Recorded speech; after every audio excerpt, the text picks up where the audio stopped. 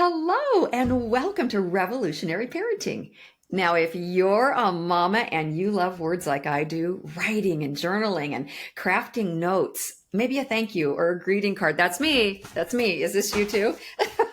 I buy those. I still buy those and put stamps on.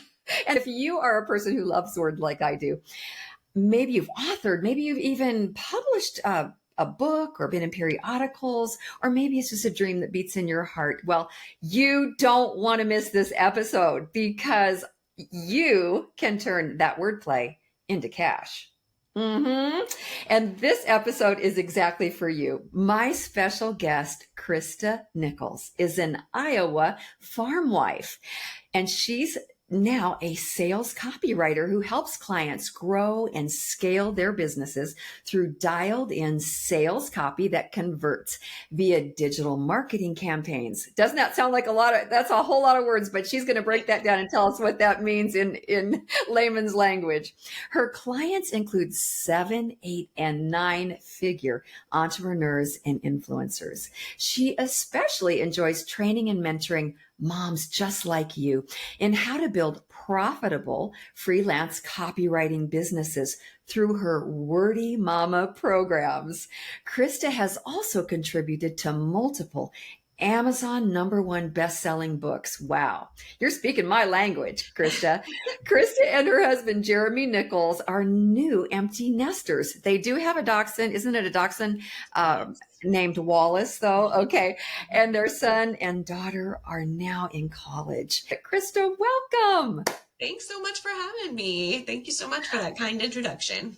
Oh, well, when I met you recently and you started talking about Iowa and livestock exchange, well, I'm a Nebraska Cornhusker, okay? I was right across the bridge from Iowa, grew up there. And so that's just, once again, you're speaking my language. And my bestie from kindergarten lives in Monroe, Iowa. And so we just had so much in common. I just knew that you would be the perfect prototype for that mama sitting out there that has been so faithful to do all the things, but she still has another dream in her heart. When I heard how far you've come in such a short amount of time, it inspired me. And I just knew that you would inspire our listeners, Christa. So, okay, you got to start at the beginning because you were a stay-at-home mom. And as I recall, even for a season, you homeschooled your kids. But how did this all begin with the livestock exchange? Right? Yeah. Well, moo. It was mostly black Angus cattle. So when I was a brand new mom, even like during college, I worked with another mom. She had a home office in her basement, and I did layout and design for these cattle auction catalogs. And I did that for 16 years. Eventually, she went in and became a Iowa State Senator, still is an Iowa State Senator, and I took over that business. It wasn't something I went looking for. It was just something that was there, and it, fit our lifestyle at the time. She let me bring my kids to the office, and eventually I transitioned to working from home, and it was a balancing act, but it worked. But in 2016, that business kind of died. The company that held most of our contracts, they closed down, and I heard about it through a phone call from the office manager who was packing up her desk that day. Christa, this is my last day. I wanted to let you know they're retiring, and I know they haven't told you. So as their contractor, I didn't even rate a phone call, so it was like everything changed when I hung up that phone call. And I realized I'd spent the last... There's so many stories in here. It's incredible because I'm thinking about everything from layout, glossy design for black Angus cows. And then I'm thinking about when you have a job, you can't always count on a job the next day, can you? Right. And so, I'm loving this. So, and bad news is about to turn into good news. So keep going. I'm loving this. Well, it just felt like the bottom fell out because I had never come up with a plan B. I hadn't ever really planned on managing a business. So I couldn't believe, I kicked myself up and down. I couldn't believe I'd put all of my eggs in one basket, and now I was looking at starting over. And the worst part was my husband had had a traumatic shoulder injury and he could no longer do his previous job. I had just retired him in the last 6 months to come work with me in this business. And we had just pulled our two kids who were in 4th grade and 6th grade at the time to start homeschooling them the following year. And so that phone call was a major shakeup in our lives, because suddenly we didn't have another source of income, and we'd made this decision to still be able to be at home and homeschool our kids. And it seemed like it was going to change everything. And I had a decision to make. I had to decide, okay, you've been out of the workforce for 16 years. You don't have an updated resume. You've never worked in corporate. You live in the middle of the cornfields of Iowa, where the largest metropolitan area is an hour down the interstate. So you can either start at the bottom in an entry level, journalism job or whatever, and work your way up and spend 10 hours a day away from your family, give all of your time to someone else, and still not be making the level of income that you're used to. Or you can figure out something else you can do from home. Ding, ding, ding, ding, ding. Okay, if you're out there listening right now, this has to be encouraging to so many of you. How many times have we hit that wall? And I just know somebody right now is listening to this going, whoa, this is becoming music to my ears, because all your eggs were in one basket in a cornfield in Iowa. Christa, thank you for just telling us the raw, down and dirty, ugly truth, because you were against the rock face. I mean, you were at ground, like back to ground zero. That had to be. Now, at the time, did you have a relationship to the Lord of faith? Tell me, like, how did you cope at that moment? Yeah. I mean, obviously, that was the only thing that was really, my family and the support of my loved ones and my relationship with God, just believing with everything I had that somehow this was going to be a part of his plan. And that even if I hadn't seen it coming, even if I hadn't expected it, that didn't mean that something good couldn't come out of it. And it wasn't all like sunshine and roses. I definitely went through a period of just like rethinking, who am I? My business failed. What does this mean about me as a person? But also a time of thinking, all right, if I'm starting over this time, I want to do what I really love. What is it? Are there things that I can do that I enjoy that maybe I've been ignoring and not putting the time and energy into? And so I knew that the only way to really be able to generate the kind of income that we needed was to get myself online and be a service provider online of some kind. Mm-hmm. And I had been following some people online who looked like they were doing a great job. They were working with clients as social media managers. And so I was like, I could be a social media manager.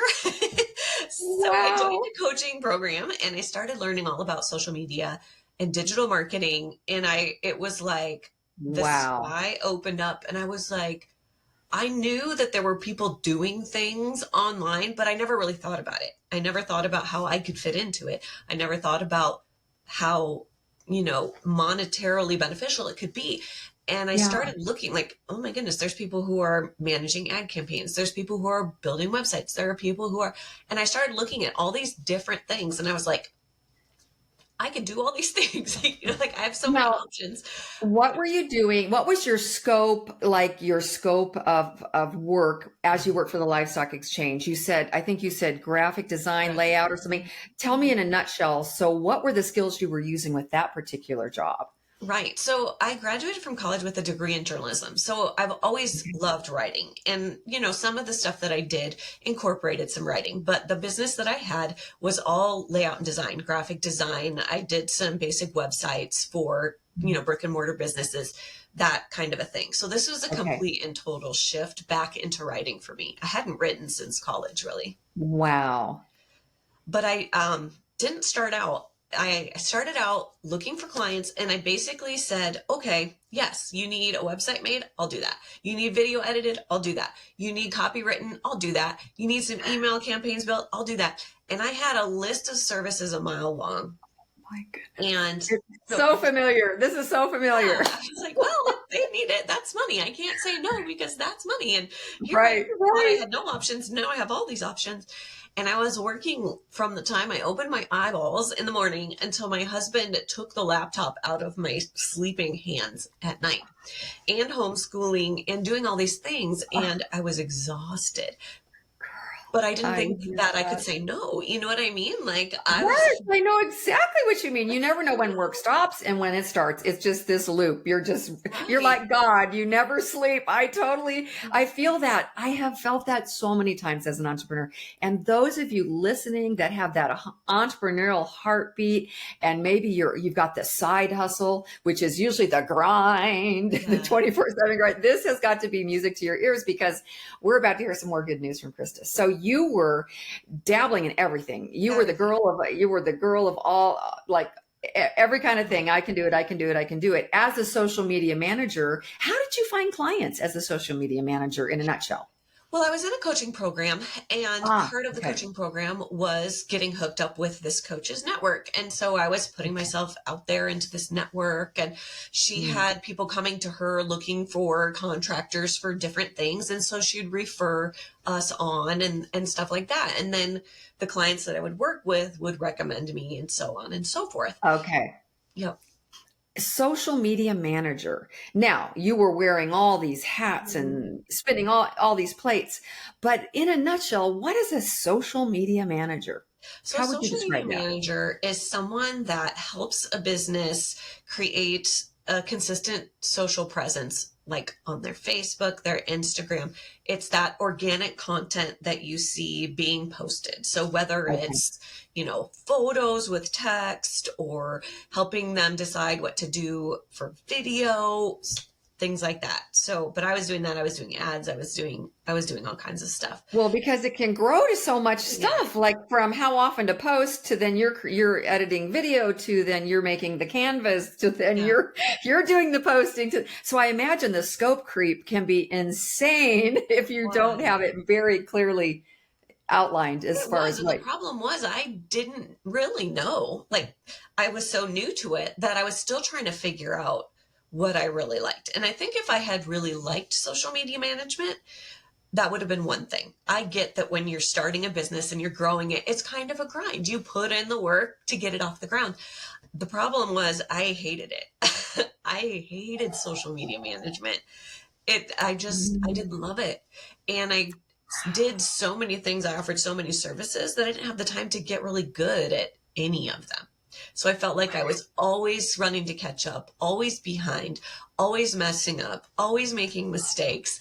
But I didn't have time to sit down and think it through. Like have a logical conversation, Christa. Maybe if you narrowed your focus, you could raise your rates. And no, I wasn't doing any of that. The only time I stopped was when I sat in the pew in church on Sunday mornings. And every Sunday morning for about 4 months, when I would sit down long enough without my laptop in front of me, without the deadlines and all of that in my mind, I would just sit there and the tears would just, because it took that moment to think the next 40 years of my life or whatever, I can't do this. Wow. And I know those of you listening at some level, you are so relating to this. You may be a 9 to 5 office girl. You may be in retail. You may be bartending. I don't know what you're doing, but I just know that you're in the right place at the right time to hear the right thing from Christa. If you're an entrepreneur, and those of you listening, I mean, I remember selling cucumbers on the corner for my grandma when I was like 9, right? Back in the good old days. I have been selling things and creating things and crocheting things to sell and doing rental. I have been doing so many things. I so relate to every single emotion that you're expressing right now, Christa. And how long then did you kind of allow this pattern to go on, It being. was probably about 6 months, and I was just trying to gut it out. Like I didn't want anybody to see me struggling. I felt like it was my fault that my previous business had failed. So, I wasn't like letting my husband in to help me. I didn't think he really knew what I was going through. I didn't want him to worry, but he found me one morning. I went downstairs and I just hit the wall. You know, I was exhausted, and I sat down on our bedroom floor and I started to cry, and he found me, literally picked me up off the floor, sat down on the edge of the bed with me, and he just like Wow. saved the day in that moment, because I don't know how I thought he didn't know, but he knew. He knows me so well. He just looked me in the eye and he said, "You have to stop. This isn't why we're doing this. We didn't decide to have an online business so that you could be here but not here. Like, we miss you. So I don't care what it takes. You can, if it fails, it fails. I can go out and get a job, you know, whatever it takes. I know you can figure it out. We can figure it out together, but you have to stop. All the things that you don't like doing, stop. I Only do just the heard things that. that you All the like." things that you don't like doing. That stop doing all the things you don't love doing. Yeah. And basically he was like, if you need permission to go out there and it fails, that's fine. You know, permission to fail. You know, he took out a piece of paper. We'd heard a story from someone else about how at one point someone had handed him a napkin with the words "permission to fail" written on it and given it to him. And it was the motivation he needed to just keep trying, you know, to just go all in. And so my husband picked up a Post-it and he wrote "permission to fail" on it and handed it to me. Your And prescription. yeah, yeah. And Oh. I fired all my clients. Basically, I reached end of contracts, didn't renew. And I sat and I thought, and I gave time for myself to really absorb what are the things that I like to do, that I have talent for, and that people are willing to pay for. Because I knew it had to be a combination of those things, because I couldn't Yes. just do what I love to do and have a really expensive hobby, you know. And also I had learned that I can't just do what I hate doing and love my life, you know. So I came down to two things: writing and Facebook ads, paid traffic. And so I took a position in an agency as their ads writer. And for a year I ran ads and I wrote ad copy, and I was happy. You know, I convinced myself that I wasn't an entrepreneur. I wasn't responsible enough, wasn't talented enough. I was going to help other people build their own businesses. But within about 8 months, I had a full load from the agency. And also I was starting to collect copywriting clients on the side, because the clients from the agency could see how well their ad copy was working. And they were like, well, I want you to look at my funnels. I want you to look at my emails. And so I'm busy again like that, you know, and looking at, okay, I can get paid this much from the agency, and that's got a ceiling because it's an agency. It makes sense. You know, they Right. can't just keep scaling me. Or I can dive back in, become the entrepreneur again, be responsible for all my own lead gen. But I think I could do it. And my husband was like, you know, you could. It took him 4 months to talk me into it. But he finally convinced me. And at the end of that 12 months in the agency, I gave my notice and stepped out, let it be known to the world that I was now hanging up my shingle, offering only sales copywriting services. And within 60 days, our monthly income had tripled. I had What? I had my That's first okay. month. This is what I loved when I read this on your website. Christa, these are Christa's words. I became obsessed. Okay, what are you obsessed about out there that you just love doing? I became obsessed with digital marketing, paid traffic, and the power of words to create conversions. I found my calling telling the stories of my clients through sales copy for 7 and 8 figure business owners. That just spoke to me. That just spoke to my spirit, because that's like your purpose, your wiring from God when you become obsessed with something that's creating and blessing so many others. And tell me and my audience, because some of this terminology can go over our heads, what does it mean to the power of words to create conversions? In a nutshell, what does that mean? Right. So conversion is super simple. It just means to get someone to take an action. So sign up for a workshop, open an email, register for a masterclass, purchase an item. So it's not always just the sale. It's getting them to take the action. And so writing for conversion is just writing with a purpose. grab attention. That's the first thing, because if you can't grab the attention, the scroll is constant. Yes. There's so much information all the time that, capturing the attention is the very first step, and then connecting as a person with them, as a person brand. So Yes, it's that's amazing. And so you're with the agency a year, yeah, and then you launched on your own, and within 60 days you had tripled your income. Is that what I heard you say? yeah, yeah. I tripled my monthly income and had my first 20K month. And I thought, Oh my uh-oh, gosh. I need help. I had so many clients lined up. I can't Wow. keep up with the work now. So I need help. And so I went looking for help, and I had a hard time finding someone who could replicate my results that I could afford.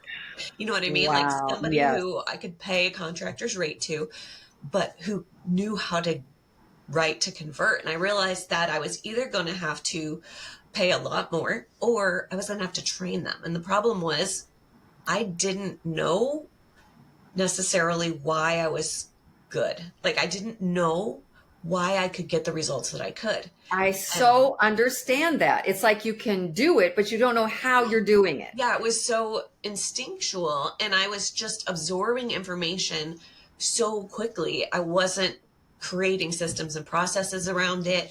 And so I had to take everything I did apart. And this is where my time in the agency was crucial, because I had the ability that most copywriters never get to see inside and watch the data and learn how to read the data and figure out what makes the difference when it goes from like a 1% conversion to a 2% conversion. What tweaks and changes do you make?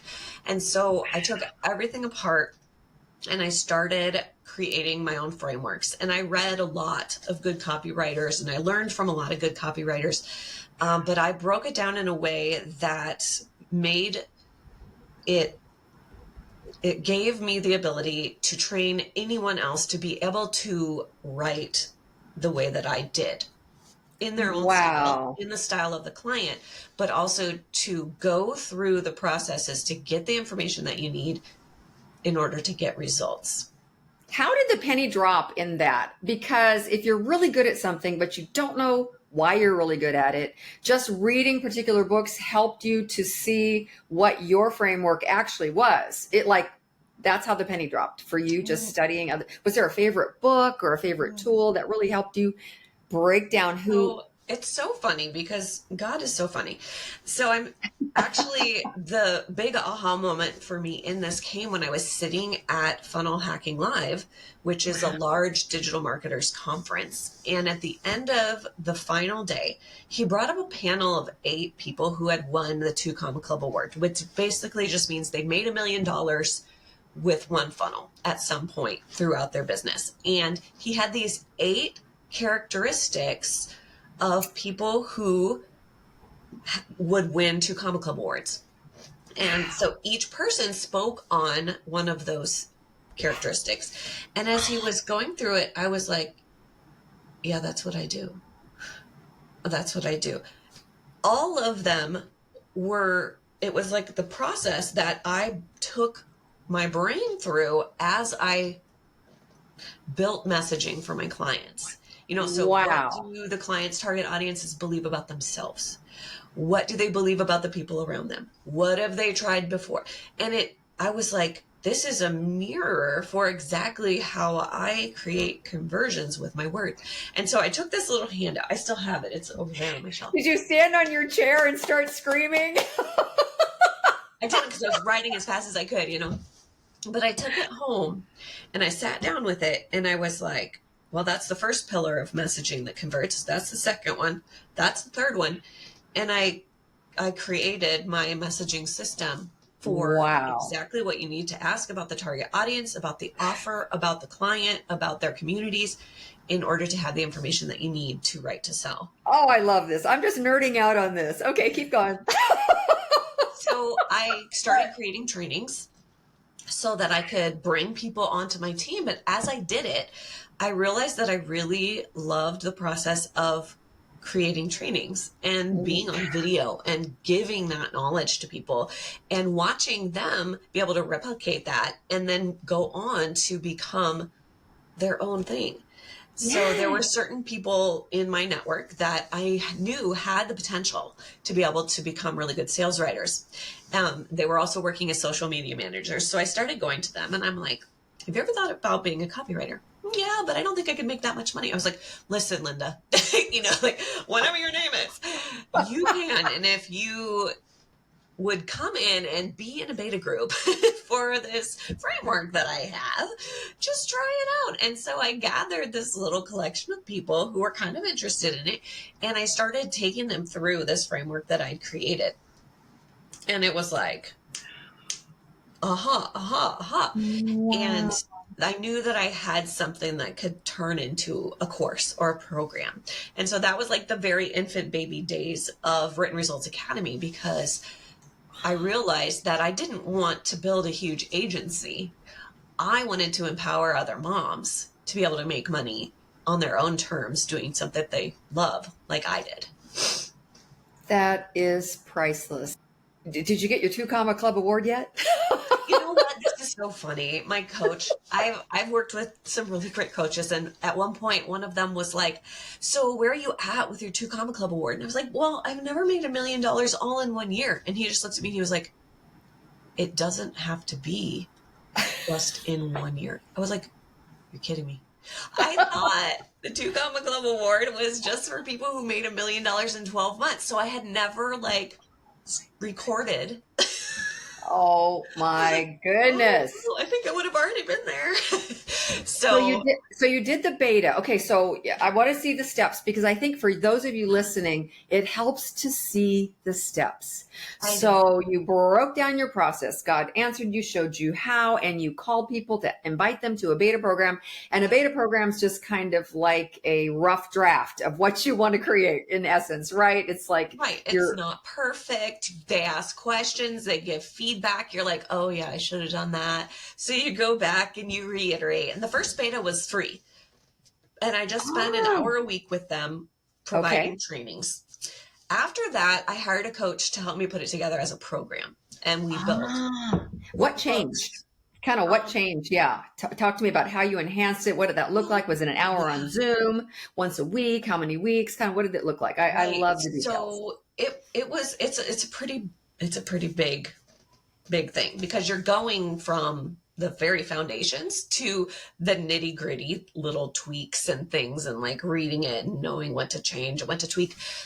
So we added workbooks to follow along with the videos. We added action manuals, because for a certification, they have to show that they're implementing what they're learning, so that it's, synthesizing in their brains and they're creating new ways of thinking while they write.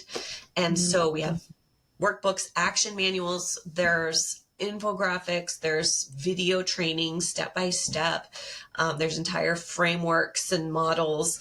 And then they meet with me once a week to review what they've done in their action manuals. So there's 4 units. They can certify in each one, but that means that they have to be meeting with me and we have to be going through it, and they're, getting feedback from me. And then they've done a ton of work. By the time they graduate, they will have written an entire launch campaign for a client start to finish. So the messaging strategy, they'll know how to write ad copy, emails, video scripts, funnels. They'll know how to give messaging reports, which are super in-depth, that the client can use then and give to their videographers and social media people and all that, so that everyone's giving consistent messaging across all platforms. But yeah, basically they will have written, like a 50K offer for launch copy from start to finish. And I encourage them to choose one offer to do it with, because then they get to see in depth, like how something develops from the very beginning to the very end. And it's amazing, because I've had people go through it who have their own businesses, or their spouse has a business and they want to learn how to write for them. And I've had them take, emails that they've written and then rewrite them according to the frameworks and send them out. And they're like, we had to turn the emails off because it booked out appointments so fast, we don't have any appointments left. Or my husband only sent out 3 of them and he booked $70,000 worth of work. Like, this really works. Like, I know, it's so great, So Yeah. Now I don't know about you, but that gets me when I teach somebody how to do something and their results are just astounding. That's as good or better as me getting the results, because it's like your own children, right? You teach them how to read, or you teach them how, whatever, it just satisfies you. So you're getting so much satisfaction in stepping out. This is no small thing. You had to decide, and you had to take action at so many levels, and you had to take action while your knees were shaking. I just know it. And worrying about, I don't know, just the anxiety of the rejection of all the no's you're going to face, getting to the yeses. And I feel all that. We can talk about it in 30 minutes and yet I know it's kind of like reading in the Bible, and Abraham married his 3rd wife and had 50 children and blah, blah, and really, if we expanded that, it was, 30 years of life. And so your journey, you're so good at telling us, highlighting it, but I'm feeling everything you must have been feeling as you took these steps. Christa, I'm just so proud of you, because it's one thing to do it for us. It's another thing to say, hey, I can train you. That had to be like so scary at first. It was at first, because you think, why would they want to learn from me? I've only been doing this for a little while. That's why I went to people I knew that I knew already liked me. Yeah, right. I didn't go to strangers and like, hey, take my thing. It's like, why would they want to learn from me when they could learn from the Dan Kennedys of the world or whatever? But I just wanted to share what I knew. I just wanted to see if it would work. And in some ways, I'm really glad I didn't know what I didn't know, because the further I get in my business and the more I see in the digital marketing world, the more it intimidates me now, like to take those next steps, because I see more. At the time, I didn't know any better. Sure, why not? I'll just turn on my camera and video some stuff and it'll be great. And now I find that I overthink a lot more than I did back then, because I know too much. And, so God, that's good. That's why it's so important that you didn't delay, because the longer we delay, the more we're perfecting. We're getting ready, and everyone's flying past us. And so, well done. I bet everything you see is through the lens of copy. Like, does it just drive you crazy? Yeah, a little bit. I have a hard time reading the newspaper sometimes, because it's like, oh, I would have done it this way. Right. Or invitations, or maybe a home for sale ad, or it probably just makes you crazy sometimes. Like, you just have to shut it. Sometimes. I mean, I know, like, people during the Super Bowl, people do not want to watch the commercials with me, because I'm like, ooh, that's a good hook, or whatever. But like, do you know how much they pay for 30 seconds of, but right. I love when I get around people who speak the language, because I could talk forever. But if it's like, my parents are like, we know that you love what you do and we're super happy, but tell us again real slow. What, explain it one more time. So have you pretty much then shifted all the way over to training others? Are you still writing copy for businesses and things? Kind of how do you spend your time now? It's kind of a 50-50. So I do still have my clients. I don't work with a ton of clients at the same time, but I do love it. And it keeps me plugged into the trends and the strategies and what's going on in the industry.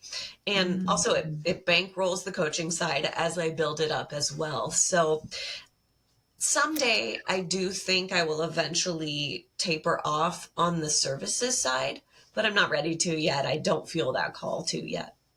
Would it typically be, more than anything, like you're talking about a campaign with a funnel? And is it typically a big project like that, or do all sorts of things come to you, Christa? So I mostly write launch copy. So when somebody wants to run paid traffic to an offer, I work with a lot of course creators, people with memberships, people who are online service providers.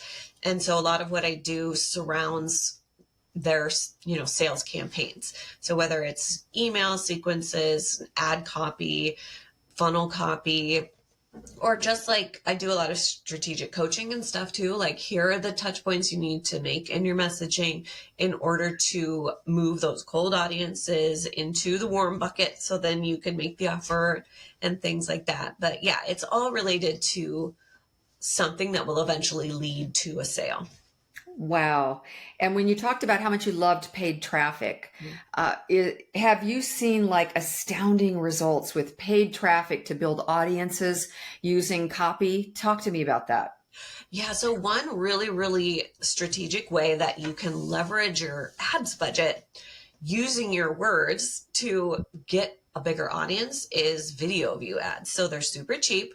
You can get video views for pennies, but when you focus on speaking to your exact person, talking about their pain points and a solution, a small result solution, something that's relatable, something that's funny, something that's heartfelt, then those people turn their attention to you and they're like, I get this person gets me, I think I'll follow them.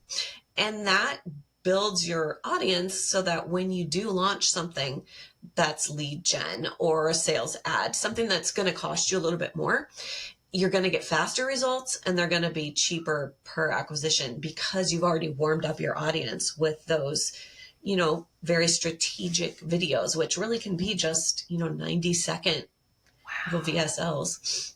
Wow. So do you write those as well? Would they be essentially scripts that somebody Yeah. uses to sell their new coffee brand or their de-alcoholized wine Yeah. or their puppy chow? So basically, you help them to know exactly what to say. Right. Mark Twain, I think it was, he said something like words are drugs. And essentially they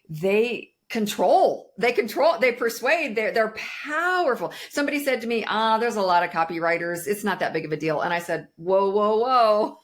I cannot agree with that because I know what words do for me and how if it doesn't have a good hook or a good subject line, it goes into the crypt of Right. It's just noise. Like background. just noise. Oh my gosh. And staying on top of trends. Do you find that that's hard? The things that worked 100 years ago to convince people to take action are still the things that work today when it comes to sales. Yeah. So the frameworks can be used over and over and over again.